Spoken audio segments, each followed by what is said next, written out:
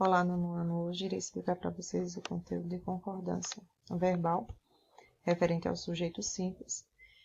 Lembrando que vamos às regras. Assim como em concordância nominal, nós vamos observar regras e exemplos. Primeira regra: em caso de sujeito simples, o verbo concorda com o núcleo em número e pessoa. Pare e observe somente os exemplos. O aluno. O aluno é o meu sujeito simples. Recorde, sujeito simples, uma única palavra.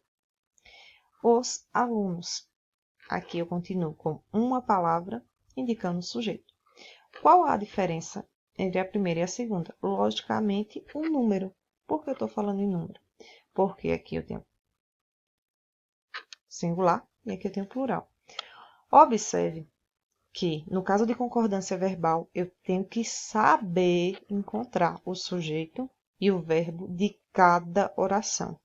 Se eu já achei o sujeito, agora eu vou observar o verbo. Chegou e chegaram. Professora, por que o verbo está escrito assim? Pelo simples fato. Toda vez que o sujeito for simples, o verbo vai concordar com o sujeito. Em número, singular e plural, e pessoa. Lembre que pessoa é que eu estou falando primeira, segunda, terceira, do singular e do plural. Se eu observar aqui, eu não posso dizer o aluno chegaram, porque quem chegou foi uma pessoa só. Então, por isso, o meu verbo é chegou. A mesma coisa que eu não posso dizer, os alunos chegou. Porque toda vez que eu tenho sujeito simples, o verbo vai concordar em número e pessoa com o verbo a que se refere. Toda vez que o meu sujeito for simples, o meu verbo vai concordar em número e pessoa, ok? Segunda regra. Nos casos referentes a sujeito representado por substantivo coletivo, professor, o que é substantivo coletivo? É uma palavra que indica mais de um ser. Lembra disso? Estou falando de sujeito composto, não, minha gente. Estou falando das palavras que indicam grupo de coisas. Já vimos isso. O verbo permanece na terceira pessoa do singular. Então, põe na mente de vocês. Toda vez que uma palavra for um substantivo que indique o coletivo, sempre o verbo será escrito no singular. Igual o exemplo. A multidão aprovada saiu aos gritos. Observe quem é o sujeito. Multidão. Quem é o verbo? Saiu. Por que está escrito no singular? Porque se refere à palavra multidão. Então, se ele está se referindo à palavra multidão, que é um substantivo coletivo, o verbo, este ou qualquer outro, que se refira a um substantivo coletivo, ele tem por obrigação de ficar no singular.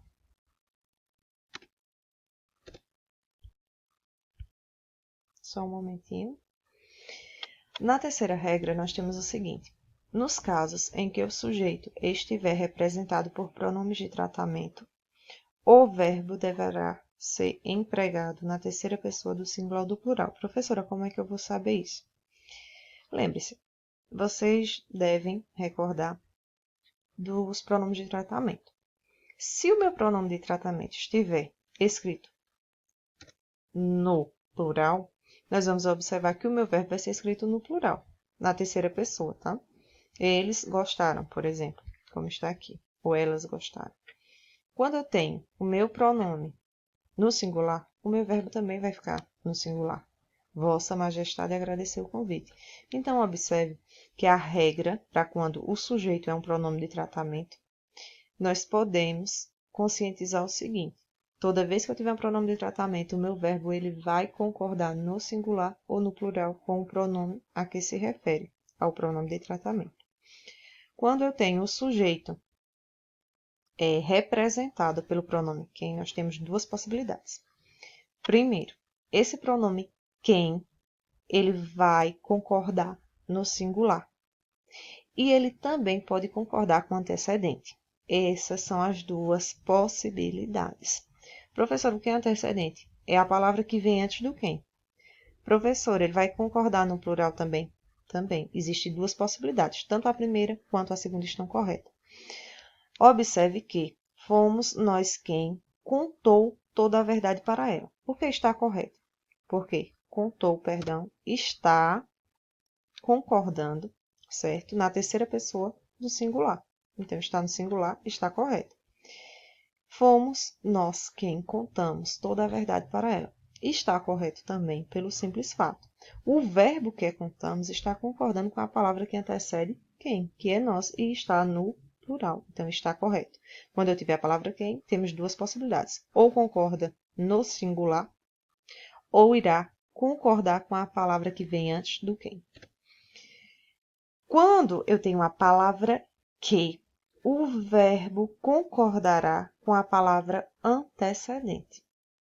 Professora, então, é só uma possibilidade de concordância, só uma. Vamos observar o exemplo. Em casa sou eu que decido tudo. Observe que eu tenho o que. A regra anterior era quem, essa é o que. Se eu tenho o que aqui, eu não posso concordar com ele. Eu irei concordar sempre com a palavra que está antes dele, que é quem? Eu e nós. Observe que nesses dois exemplos, o verbo ele tem uma concordância, ele tem uma conjugação diferente. Observe, nesta empresa somos nós quem tomamos as decisões. Por que tomamos? Porque está se referindo a nós, que é a palavra que vem antes do que. Em casa sou eu que decido tudo. Observe que o verbo fica decido porque se refere a eu. Está concordando com a palavra que vem antes. Quando o sujeito for composto pela expressão um dos que, a expressão de fato é essa daqui, tá, gente? Um dos que. Ela substitui um sujeito, tá? Por mais que aqui... Ô, professora, mas está dizendo que é composto. Entenda que não é sujeito composto. É um sujeito, certo? É uma expressão que representa um sujeito. O verbo permanecerá no plural. Então, se você observar uma frase onde tenha lá, esse jogador foi um dos que atuaram na Copa América. Se você observar, quando eu tenho esse jogador, se refere a uma única pessoa. Mas eu não estou fazendo a concordância do verbo com jogador. Eu estou fazendo a concordância do verbo com esta palavra que está aqui como sujeito, que é um dos que. São três palavras, mas representam uma única expressão. Então, toda vez que eu tiver um dos que, o meu verbo, ele tem por obrigação de estar no plural. Só um momento. Em casos em que o sujeito é representado pela expressão, olhe novamente. Temos três palavrinhas, mas que representam uma única expressão, um único sujeito. Mais de um, o verbo permanece no singular. Então, observe. Mais de um candidato se inscreveu no concurso de piadas. Observe em nome de Jesus Cristo, que eu tenho a palavra candidato, mas eu não estou fazendo a concordância com candidato, e sim com mais de um. Esse mais de um, ele representa o sujeito da nossa frase. Então, mais de um se inscreveu. Toda vez que eu tiver essa expressão, sempre o meu verbo ficará escrito no singular. Mais de um no singular e um dos que no plural. Lembra disso em nome de Jesus Cristo. O sujeito é formado pelas expressões mais de um, menos de dois, cerca de. O verbo concorda com o numeral. Quando você tiver uma expressão que tenha o nome de um número escrito nela, como essas daqui. Mais de um, observe que aqui eu tenho a palavra um, que é um numeral. Mais de cinco, eu tenho a palavra cinco. Sempre, sempre o verbo vai concordar com o numeral. Ah, professor, vai concordar com o numeral. Isso, observa. Quando eu tenho um, quem é o verbo? Comparecer. Então, eu sei que um vai indicar o quê? Singular. Então, fica mais de um aluno não compareceu à aula. Quando eu tenho mais de 5 alunos, não vai ser não compareceu à aula? Não, porque que eu tenho 5. O 5 já indica uma quantidade maior, está indicando o quê? Plural. Então, vai ser mais de 5 alunos não compareceram à aula. Observe que no caso de quando eu tiver uma expressão, novamente, mais de uma palavra, eu tenho 3 palavrinhas que formam uma única expressão, e que nessa expressão tenha uma palavra que indique, presta atenção, que indique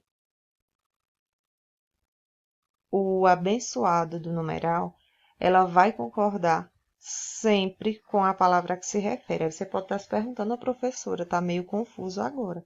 Porque na expressão acima, nós temos aqui mais de um. E aqui, a senhora colocou menos de 2, cerca de... Só que observe, são regras distintas. Por mais parecidas que elas sejam, aqui eu isolei, ó. Eu tenho mais de um. Aqui eu estou falando que mais de um vai ser no singular, como está aqui no exemplo. Porque se refere a uma coisa só. Só que, se eu tiver mais de 5, mais de 6, mais de 100, a palavra que é o numeral, ela representa uma quantidade que indica o que? Vamos imaginar, plural. Então, não vai ser a mesma regra, por isso que eu coloquei uma em sequência da outra, tá? Mais de um é singular. Quando eu passo a utilizar outras expressões que utilize, certo? Palavras que indiquem nomes de números, eu sempre irei concordar com este nome. Por isso que aqui ficou com parecer. E temos os casos relativos ao sujeito, representado por substantivo próprio. Para o substantivo próprio, eu tenho 3 situações. A primeira é o seguinte: quando eu tenho nomes de obras no plural, como no exemplo, e após o nome da obra eu tiver um verbo de ligação, ele sempre vai ficar no singular. Memórias Póstumas de Brás Cubas é uma criação de Machado de Assis. Observe que aqui eu tenho o meu verbo após o nome de uma obra que está no plural. E é um verbo de ligação, então ele fica no singular. E isso não muda. Nos casos de artigo expresso no plural, o verbo também permanece no plural. Então, nós vamos observar o seguinte. Aqui eu tenho: os Estados Unidos são uma potência mundial. Professora, por que está no plural o verbo de ligação? Porque eu tenho um abençoado de um artigo no plural. Então, se o meu artigo está no plural, o meu verbo vai para o plural. Já quando casos em que o artigo figura no singular ou em que ele nem aparece, o verbo vai ficar no singular. Essa é uma das regras bem simples, porque nomes de obras no plural, verbo de ligação está no singular. Se eu tiver o artigo no plural, certo? Antes de um substantivo próprio, tá? Vale salientar. Antes de um substantivo próprio, eu tiver esse artigo no plural, o meu verbo vai para o plural.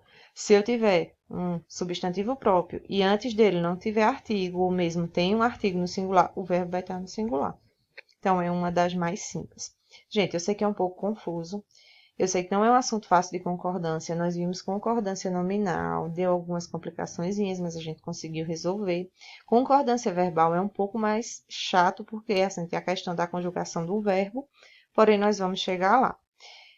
Aconselho a vocês, vão vendo o vídeo, vão parando aí um pouquinho, vão fazendo anotações. A atividade que eu passei para vocês, ela segue baseada nas regras que estão aí no slide. Então, vão dando uma olhada, tá? No vídeo, vão pausando para responder o exercício. É de fundamental importância que vejam o vídeo antes de responder a atividade. Porque a atividade que eu passei é a sequência desse vídeo, tá certo? Desse slide que eu estou falando aqui para vocês, explicando. Então, não deixem de parar de fazer os resumos de vocês. Na outra semana, o vídeo ainda será a continuação de concordância, tá? E durante a semana nós vamos tirando as dúvidas no grupo, na terça e na quinta-feira. Obrigada e tenham uma ótima semana.